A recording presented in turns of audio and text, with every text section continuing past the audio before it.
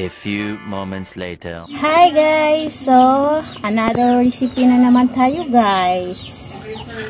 Ito yung isda guys na lulutuin ko na naman ngayon. Gawin kong adobong paksiw guys. So, ayan guys, tingnan nyo ang haba. As kay siya guys, as in. Tagan kay kong pants guys, oh, mga aso. Diba? Tanawa siya guys.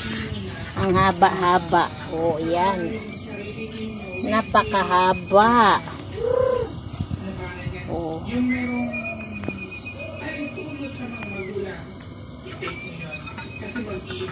Yan.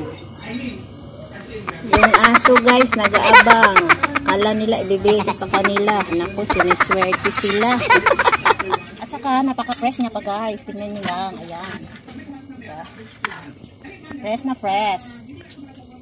So, hiwain ko muna to guys. At tayo ay mag-umpisa na namang magluto.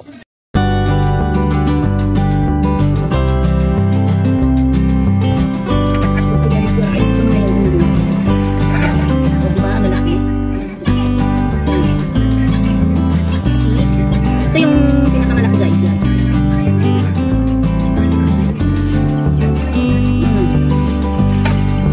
So, atin na ihiwa.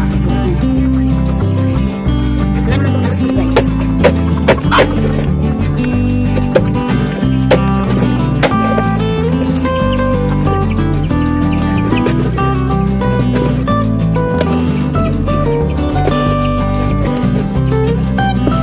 Isang luto na guys. Kumbaga hanggang bukas or next day. Kapag hindi naman nasisira.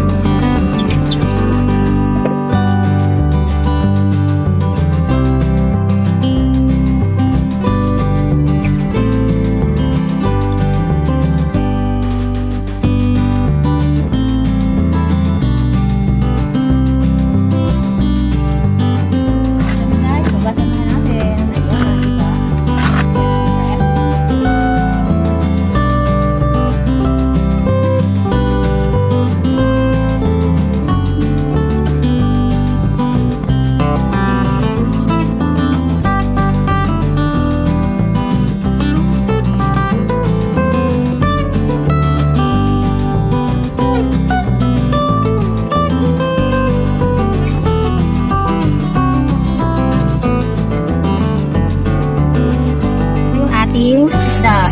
So, malinis na siya. So, ngayon naman guys is mag-prepare tayo ng lahat ng mga ingredients. Yan. Our own ingredients. Siyempre may paminta tayo dyan guys. Dalawang klase yung paminta na lalagay ko. Meron pa yung buto. Saka may luya, sibuyas at kakawang guys. Siyempre, hindi mo wala yung ating okra guys. Fresh okra from my mini garden. Ayan, kakakuha lang din guys. So, kapatong ko lang din siya guys. Masarap naman yan siya kasi adobong paksiw. Kaya, di ba? Hindi mo wala yung ating okra guys. Kasi may paminta tayo dyan.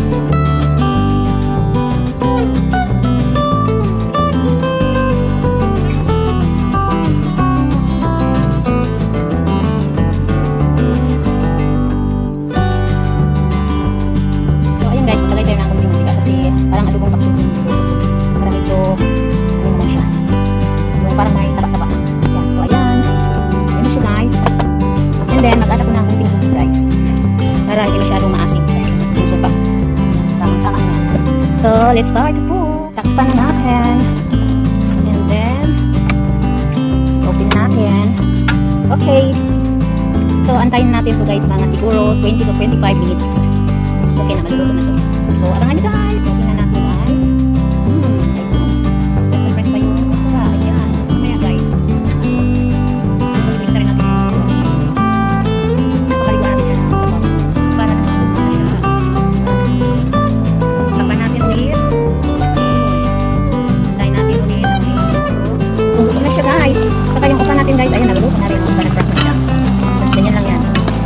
Yan. So yummy. Mouth-watering na ako dito guys. Masawa na tayo. Diba?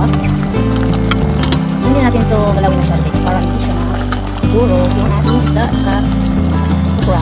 Alam niyo ba guys? Ito yung kagandahan ng isda na ito guys. Ito yung gusto natin. Hindi masyado siya naluluto pag naluluto. Kundi mas ano siya. Yung parang tumitigas siya.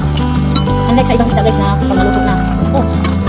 Madali talaga maluluto. Pero ito guys, hindi masyado naluluto talaga. Papansin nyo guys. Ito ba? Yan. Sarap! Yummy! Yummy! Press okra and then press this.